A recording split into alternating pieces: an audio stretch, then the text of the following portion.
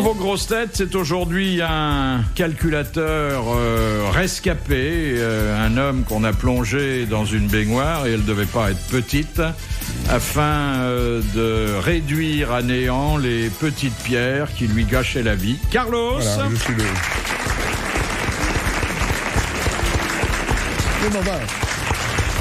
C'est plus une baignoire maintenant, Philippe. Hein. Pour vous, c'est une piscine, non? Non, pas du tout. On n'est pas du tout dans la flotte. Ah non, c'est fini, ça. C'est fini maintenant. On a un bombardement. Boum, boum, boum. Ce sont des ultrasons? Ultrasons. Oui. Ça fait un petit peu mal, mais c'est très agréable parce qu'on ne se fait pas opérer. Je suis le gros pousset maintenant. Je sème des petites pierres qui même me suivent. Alors la charmante, je mettais en doute l'existence de son coiffeur et visiblement aujourd'hui il s'est passé quelque chose. Elle est comme nous ne l'avions jamais vue. Isabelle Mergo.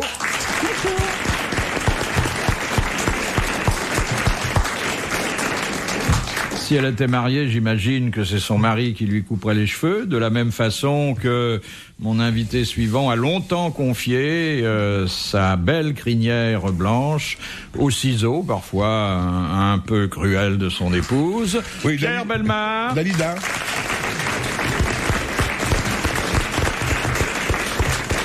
Et un homme qui n'a plus ses problèmes dérisoires avec le système pileux supérieur, Jean-Pierre Coff.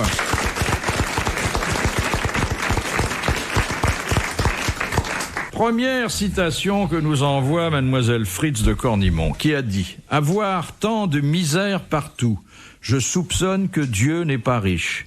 Il a des apparences, c'est vrai, mais je sens la gêne. » Pierre Desproges. Alors, c'est pas du tout un de nos humoristes habituels. Nous l'avons parfois cité, mais c'était pas pour des boutades ou des saillies.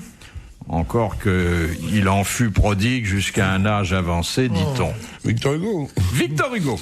Bonne réponse de Carlos. Ah oui, 85 ans.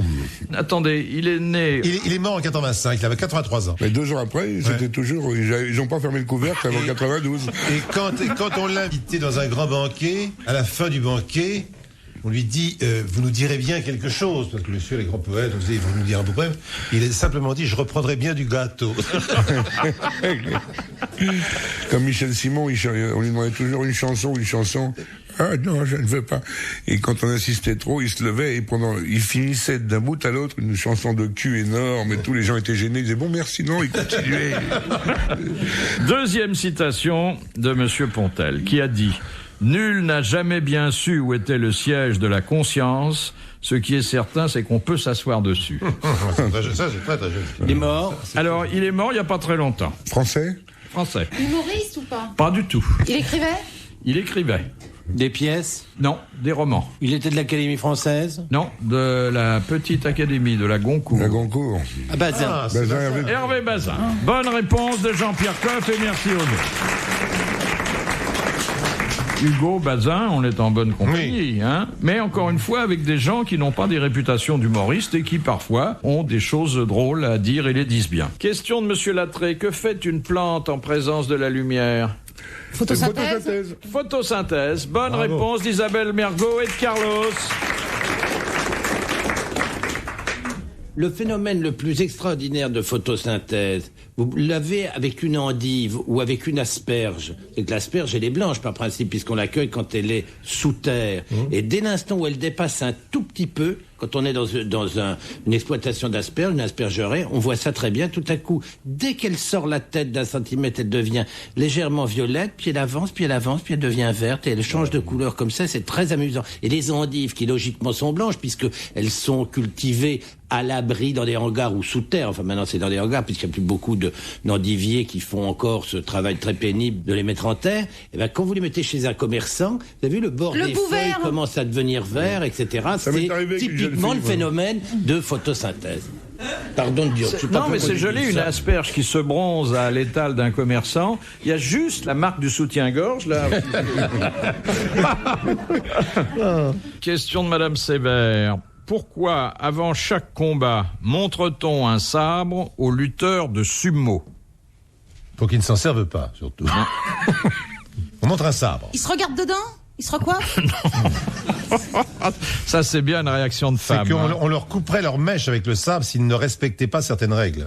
Alors, on leur couperait pas la mèche, mais on leur couperait la tête, oui. La tête, oui. S'ils trichaient avec oui, le règlement. Ça, oui. Bonne réponse de Pierre Bellemare.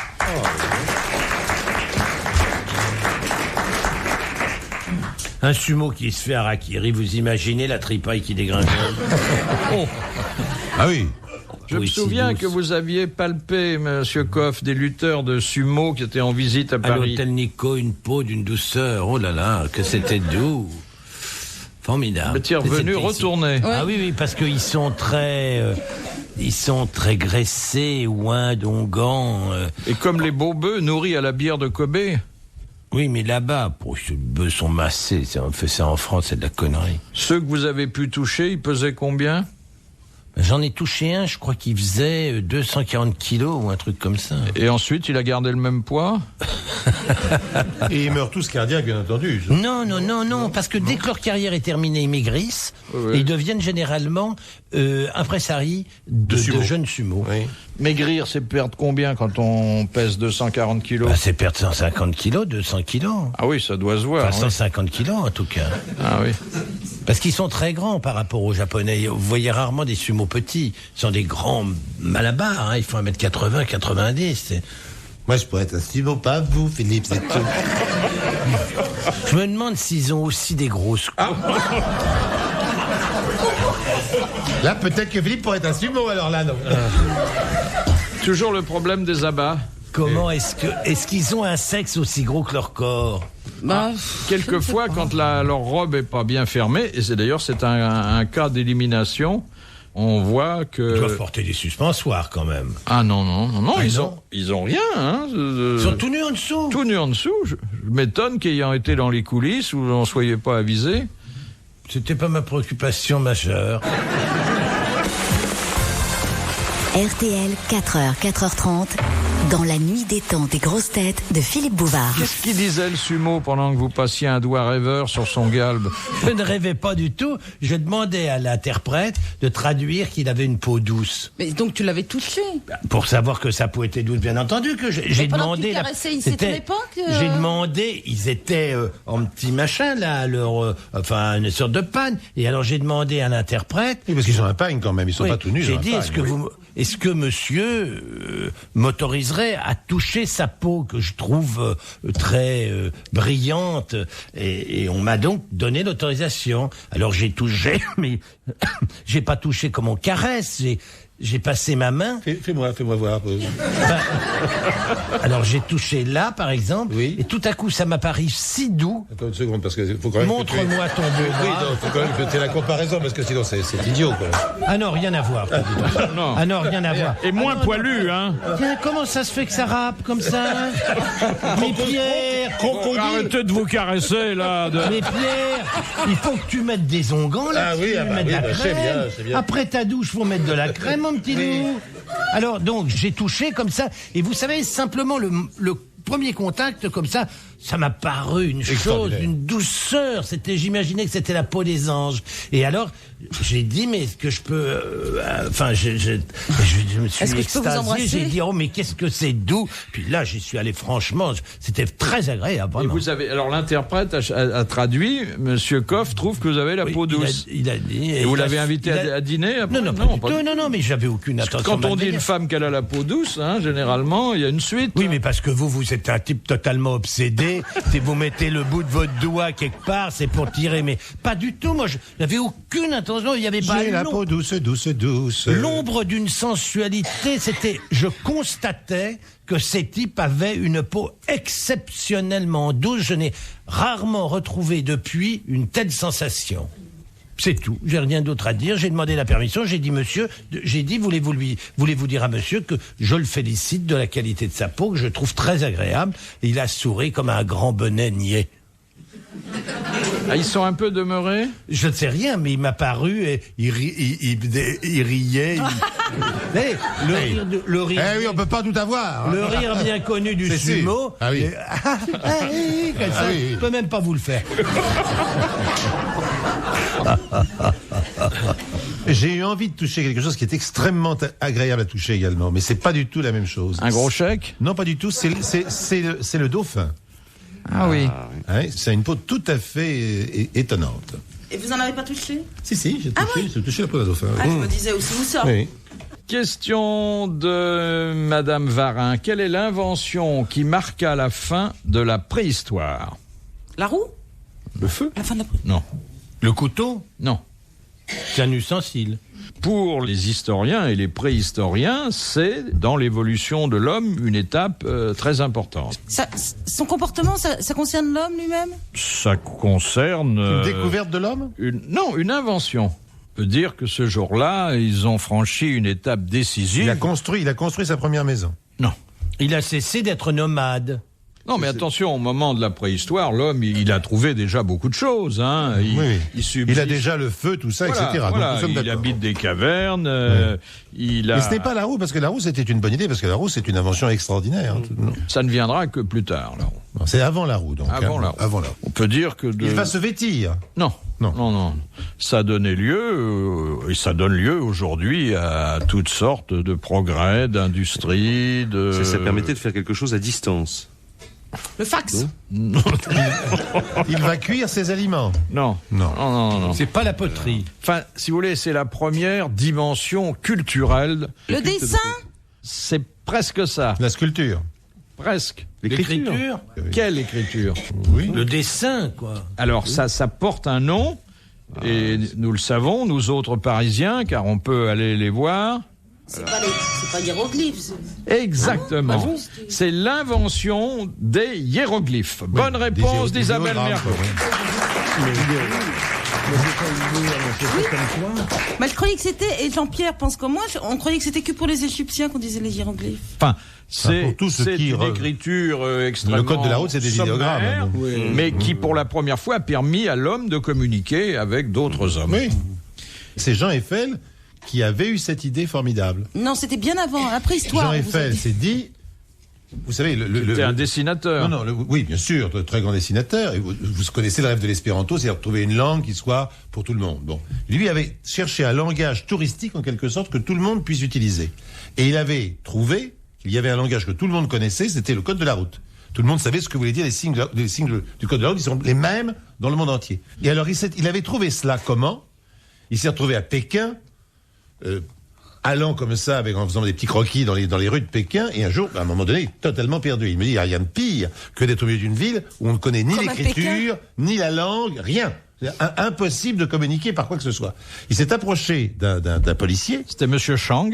Monsieur Chang, et il lui a dessiné la façade de l'hôtel dans lequel il était descendu. Et le policier a compris ce qu'il voulait dire uniquement par son dessin. Et à ce moment-là, donc, il l'a emmené... La façade de l'hôtel, c'est pas un signe du code de la route. Non, c'est pas ça, mais c'est ce qui lui a donné l'idée, ensuite de se dire, par le dessin, on pourrait inventer un langage international. C'est vraiment intéressant. Oui, merci. C'est pas plus chiant, franchement, entre nous, que certaines histoires que tu nous racontes, mon pote. Faut pas mais j'ai pas dit ça, je dis. Non, mais c'est tout, je te le dis comme ça, parce que d'un seul coup, t'es un peu agressif et un peu désagréable. Mais il faudrait quand même pas que ça continue trop longtemps. Hein? Bon, attention. C'est quand même intéressant d'essayer d'inventer une langue internationale. Je dis c'est intéressant parce que je ne savais pas que Jean Eiffel qui dessinait Dieu le Père, etc. avait fait ça, voilà. Et il s'appelait pourquoi Jean Eiffel? J'en sais rien. Hein? Il s'appelait François le Jeune, d'où FL. Voilà. Ah oui, on aura appris beaucoup de choses. C'est intéressant. Oui. Ça aussi c'est intéressant. Philippe Bouvard sur RTL, 4h, 4h30, les grosses têtes dans la nuit des temps.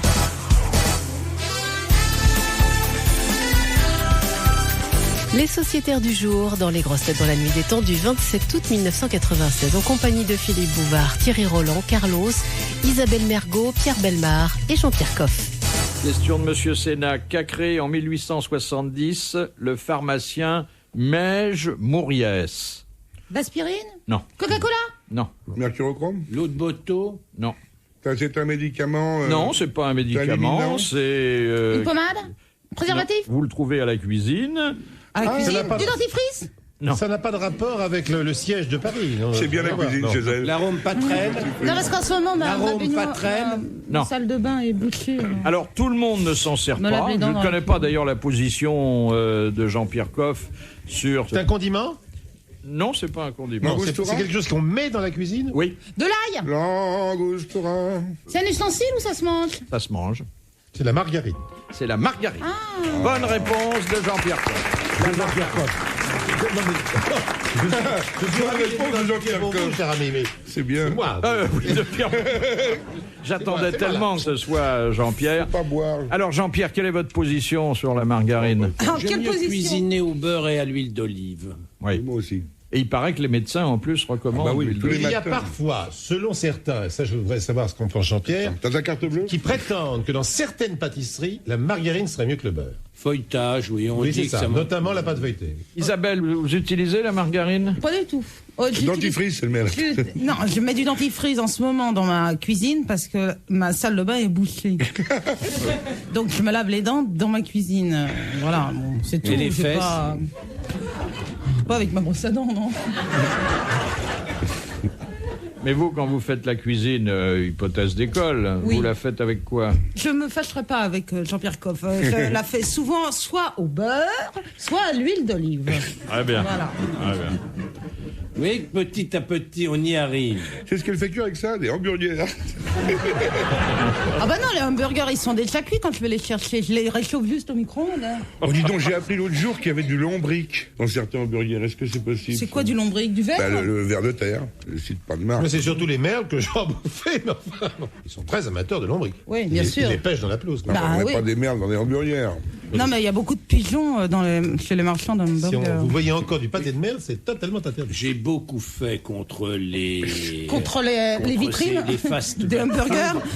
Mais je n'ai pas été jusqu'à inventer qu'on mettait des vers de terre dans le... J'ai entendu viande ça à la hachée. télé. Ah, alors si c'est à la télé, Oui, bah, ça c'est que c'est sûr, c'est dans l'émission scientifique. de De Chavannes où il y avait que Oh bah alors en plus. complètement extraordinaire pour les vaches folles avec un... C'était l'enfer ce qu'on a appris. Il faut plus rien bouffer. Il faut avoir un boucher que t'épouses, vivre à la campagne chez un paysan dont tu surveilles les sorties. Toutes ces campagnes sont extrêmement dangereuses parce Oui. que finalement dans ce pays, il y a plus en plus de gens qui essaient de bien faire, aussi bien des commerçants que des producteurs, Bon, que des éleveurs, et je trouve scandaleux que on ne dise simplement du mal que des gens qui font Mal. médiocrement et qu'on n'essaie pas de mettre en valeur les gens qui font bien. Je Attends, trouve ça le navrant. problème, il est pas là.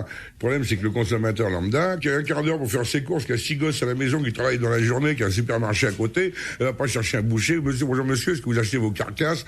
Faire 40 bandes pour trouver un mec honnête, dans un supermarché, théoriquement, tu devrais trouver de la bonne cam. Faudrait mettre des panneaux en disant, Mais- voilà, ici, on garantit Chez que... un boucher, tu lui dis, monsieur, votre viande vient d'où? Il y en a un qui sait, il y en a un qui sait pas, tu sors et tu vas à côté. c'est Demande pas à un poissonnier si son poisson il est frais, qu'est-ce qu'il va te répondre?